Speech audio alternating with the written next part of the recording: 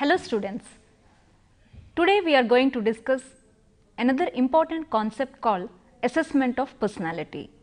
By now, I think all of you are familiar with the concept of personality, how personality is formed, what are the different theories contributing to understanding the personality. Today, let us discuss whether we can assess the personality. Before we go on to the assessment of personality, I think all of you know the definition of personality. Personality refers to the total functions of an individual who interacts with the environment. This is the very simple definition to understand the concept. Suppose like if I say how you describe your personality, if you ask any one of your friends to describe their own personality, what do? Definitely, they try to list out their characteristics. They try to list out their traits. The definition which we have just discussed, that includes all the traits of the personality. Why do we measure personality? Is it possible to measure the personality? Some questions that may arise are, how we can assess, how is it possible to measure the personality? Is it possible just to observe and then bring about the description of the person, or is there any other technique? The purpose of the measurement of personality is to describe a person in terms of traits. Whatever technique you use, when you are trying to understand the personality of an individual, when you are interacting or in terms of an interview, naturally what do? We try to observe different traits in the person and then you try to give a list of the traits that you have observed.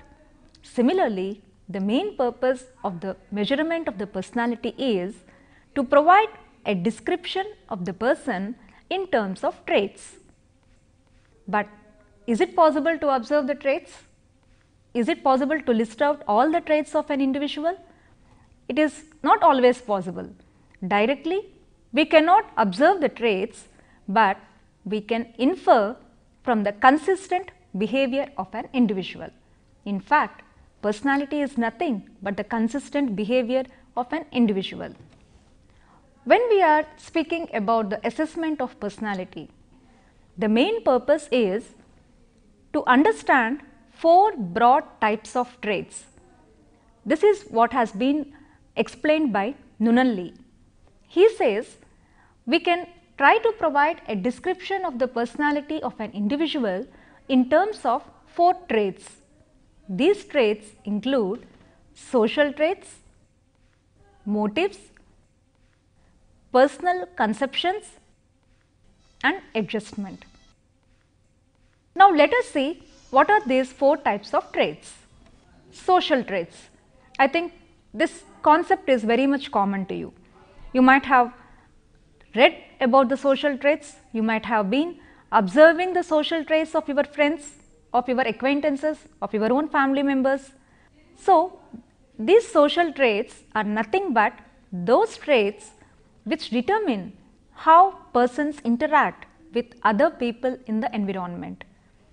Social traits, suppose if I ask you, list the social traits. What is the list of the social traits? Social traits include friendliness, honesty, dominance, responsibility and shyness. This is just to mention a few, the list can be unending. We can say that social traits also include traits related to temperament and also the character. So, this is one broad type of traits which we try to assess when we are measuring the personality of an individual. The next broad type of trait is motives. I think motives are common to everyone. Motives can be biological, motives can be psychological, motives can be social. So, what sort of a motive a person possesses, that also can be inferred from the behavior of an individual. So, when we are measuring the personality, we also try to infer the motives of the individual.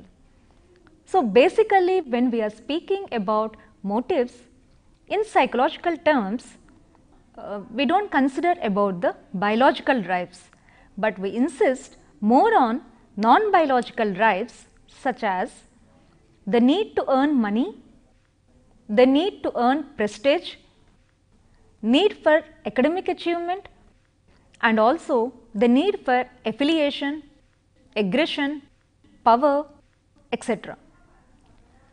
In fact, these non-biological needs are often said to constitute personality dynamics. Another broad type of traits which we try to infer are personal conceptions. It is nothing but the way you perceive yourself, the attitude that you possess about yourself, the attitudes you possess towards others, your own values, your own attitudes, interests, etc. So, sometimes it is not easily observable, but through assessment we can try to infer whatever the traits or whatever the interests, the values and the conceptions of the individual are. The next concept which we also give importance while we are trying to understand or assess the personality is adjustment. Adjustment includes traits like freedom from emotional worries or instability and also other disruptive behavior. Sometimes we also try to identify the maladjustment patterns. So, these are the broad types of traits: social traits, motives, personal conceptions and adjustment. However, we can say though we are trying to describe the personality in terms of these broad traits, all these are highly correlated, that is, they are not independent. For example, a social trait like dominance is likely to influence his interaction with others in society. Similarly, this social trait like dominance also influences his personal conception and his adjustment levels. Similarly, you can say that the motives of an individual will also influence his interaction levels and also his personal conceptions and adjustment levels. In a similar vein, you can also say personal conceptions of an individual will also influence the behavior of the individual. Suppose like if a person is highly prejudiced with one particular caste or a group, naturally his interaction levels with that group may vary compared to the other groups. And we can say that a person who has high levels of adjustment can have better interaction, can possess better personal conceptions compared to the person who is maladjusted. This is because a maladjusted person may possess extreme eccentric interests or attitudes and values. So, in this way, all these broad categories of traits are highly correlated. We cannot say that they are independent.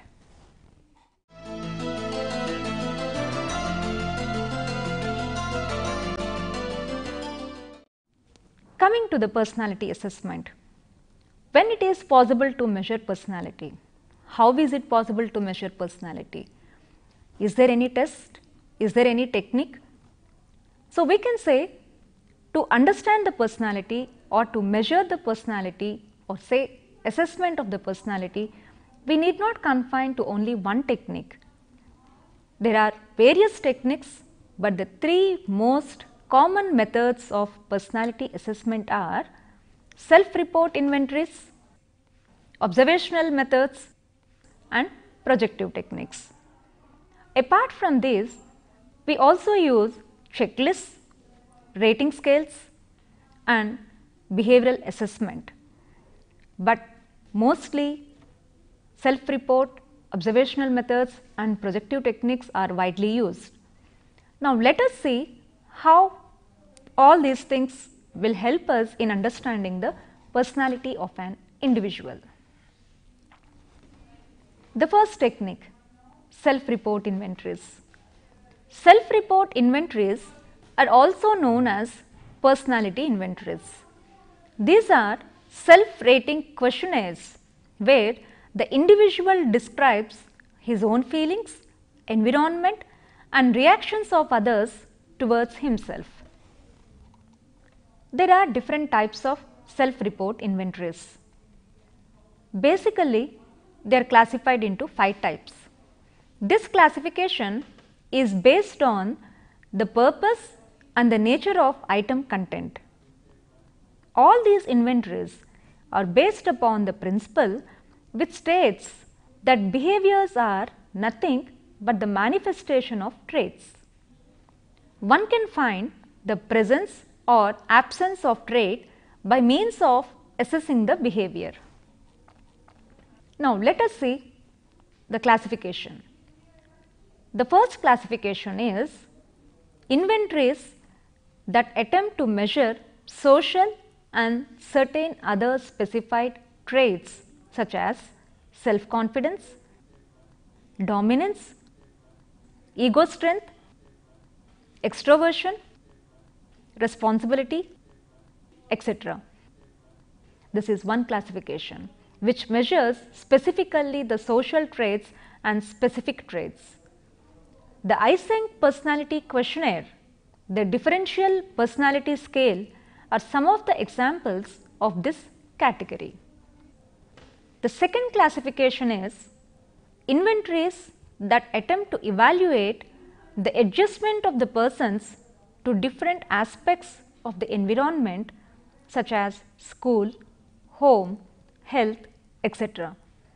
The Bell adjustment inventory is the best example for this category. The third classification includes those inventories that attempt to evaluate pathological traits such as hysteria, paranoia, hypomania, depression, schizophrenia, etc. The Minnesota Multiphasic Personality Inventory is the best example for this category. The fourth classification includes inventories that attempt to screen individuals into 2 or 3 groups.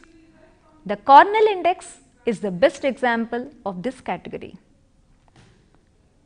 It screens the persons into 2 groups, that is, people having psychosomatic difficulties like asthma, peptic ulcers, migraine, convulsive disorders, etc., and those who are normal, in the sense who do not possess these psychosomatic problems. The fifth classification is inventories which try to measure attitudes, interests, values and other aspects of persons. The Cooder inventories, the strong occasional interest blank, the Alport-Vernon study of values are some of the examples of this category of self-inventories.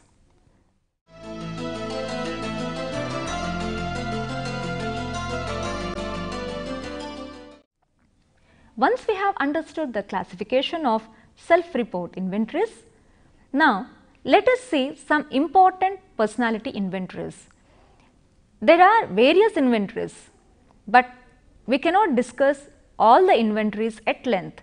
But now let us confine to some important inventories which help us in understanding how they try to measure the personality. The first attempt to measure personality through questionnaire was made by Galton in 1880. He designed the questionnaire to study mental imagery, that is, inner world of perception and feeling. However, this did not prove to be a popular inventory. The first systematic attempt to develop a personality questionnaire was later made by Woodworth in 1918, which is known as the Woodworth Personal Data Sheet. It is popularly called as PDS. This questionnaire consists of 116 questions, all relating to neurotic tendencies. The purpose of this PDS, that is the first personality inventory, was to screen out emotionally unfit men before they were sent overseas during the World War I. Since then, number of inventories have come into vogue. Now, let us see the main inventories. I think you might have heard Minnesota Multiphasic Personality Inventory. This is popularly called as MMPI. It is one of the most important self-report inventories which was developed in the early 1940s by Hathaway and McKinley. The inventory is a very important means for detecting disabling psychological abnormalities. It is called multiphasic because it was designed to detect several psychiatric problems. Originally, the inventory had 550 affirmative statements, each to be answered from among the given options true, false, cannot say. So, from these three options they have to choose the answer. Though it is a very lengthy questionnaire, still it was very popular. This inventory is meant for persons of 16 years and above, but it has been successfully used even on persons below 16 years. It has also been widely used to screen large groups of people for whom clinical interviews are not feasible. This MMPI has undergone extensive revisions. The most recent version is called MMPI-2. This has been developed by Butcher, Dahlstrom, Graham, Tellegen and Kamer. This version consists of 567 true-false items that are used to produce 13 different scales. Out of these 13 scales, 9 are clinical scales which identify particular psychological problems like schizophrenia, paranoia, depression, hysteria, hypochondria and so like. MMPI-2 also contains one masculinity femininity scale and 3 validity scales like lie scale, correction scale and frequency scale. In MMPI-2 we have two forms, one is for adults and the other is for adolescents. The adolescent form is designated as MMPI-A. The reason for MMPI's popularity is its scoring is very objective and so it has become popular both as a research tool and clinical tool. According to Graham, it has been used in more than 10,000 studies. I think there is no other inventory which was so extensively used in the empirical studies. In another study conducted by Eysenck, it was found that this MMPI is preferred by about 90% of the clinical psychologists.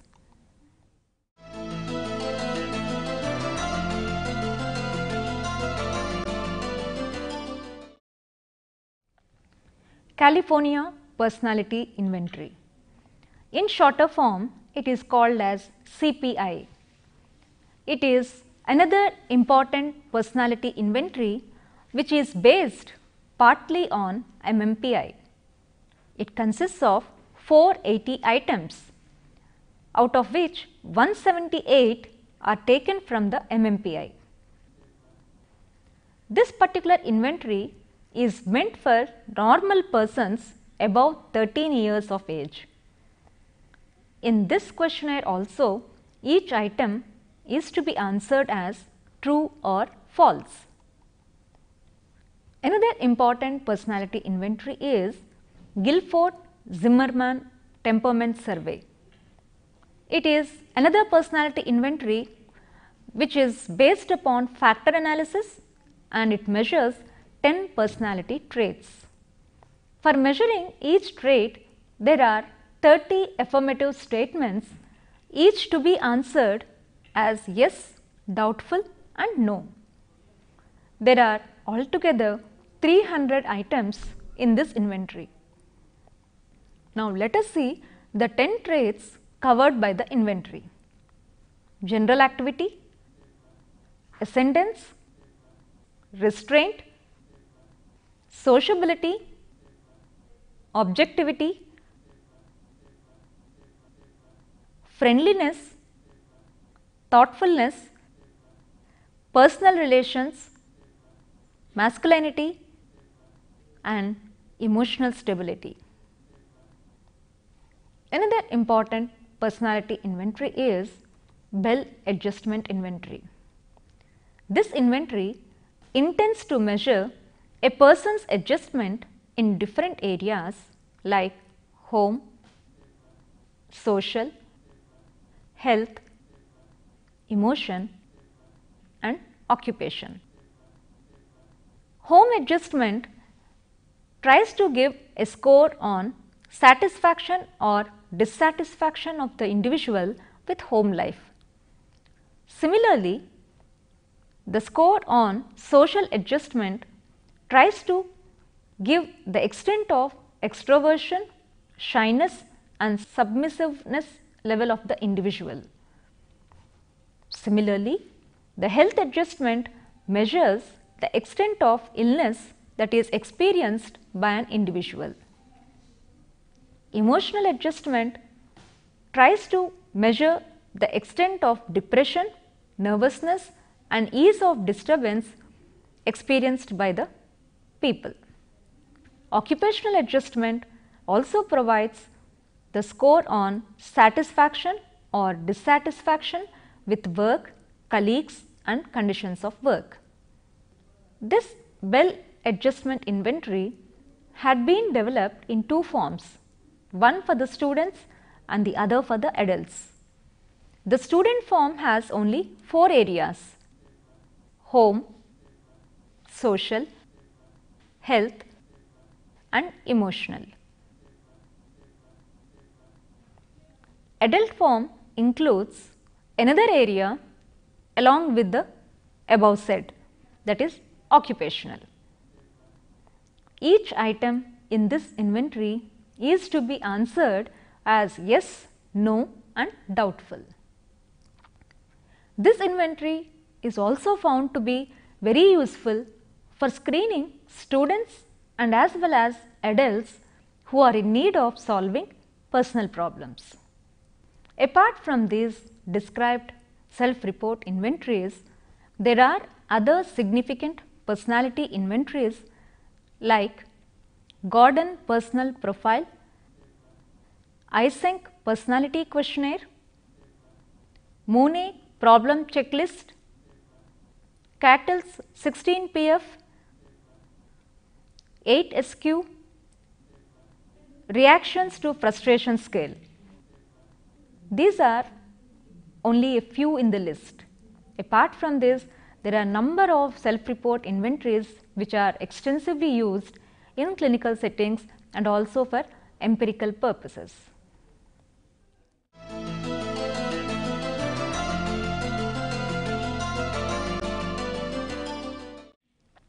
Self-report inventories provide an objective and precise description of the individual's personality. However, distortions in the actual responses of the individuals assessed are likely to occur. So, there is need to overcome these distortions by following certain strategies. These strategies can be establishment of rapport, that is making the testees feel comfort and place them in a friendly environment so that they try to reduce the distortions while giving the responses. The second strategy is using forced choice technique. This helps us in controlling faking very good or socially desirable responses. In fact, most of the inventories have started using this particular forced choice technique. Another way of controlling the distortions is concealing the main purpose of the test. When the testees are not aware of the purpose of the test, naturally it becomes difficult for them to fake. Another technique to reduce the distortions is use of verification and correction keys. When they are used, it is not possible for an examinee to distort the true picture. Apart from the self-report inventories, now another technique which can be used to measure personality is observation methods. These methods are distinct from self-report inventories. Observational methods provide either a structured or unstructured situation. A structured situation is a controlled situation, whereas an unstructured situation is an uncontrolled situation. Persons whose personality traits are to be observed or put in either of these two situations, and careful, impartial and accurate observations are made by the observers. But the limitation is differences in observations made by the different observers reflect the subjectivity in the observations of the observers. Observation methods also include situational tests. A situational test represents a sort of compromise between a standardized test and observational methods of assessing personality. Personality traits are measured on the basis of observations of ratings of what a person thinks and does in a given situation, which resembles a real situation of everyday life. The person concerned has no idea that he is under the observation. The situation represented by such tests is a social situation having opportunity for interaction with other individuals and is designed to emphasize those aspects of a personality which are under study. The first situational test of personality was developed by United States Office of Strategic Services during World War II in an effort to screen out men for military assignments. These situational tests are more suited to the measurement of traits like leadership, dominance, responsibility, extroversion, introversion and the like. However, the limitation is they are time consuming, costly and laborious. Secondly, subjectivity and bias may operate in the observation of situational tests. What to observe is also a problem in situational tests. Determination and selection of a meaningful set of behaviors is also an important problem. Lastly, whether the observer should be kept visible or invisible is also a problem in most situational tests. Last but not the least, another important technique used in assessing the personality is projective techniques. I think you are familiar with the projective techniques. Projective techniques have become so popular in the clinical settings. In fact, these techniques originated in a clinical setting, and these are the indirect measures of the personality. In these techniques, the individual is given an unstructured situation to which he responds. The assumption of projective techniques is that while responding to an ambiguous, unstructured situation, an individual projects his own feelings, needs, emotions, motives, etc. without being aware of doing so.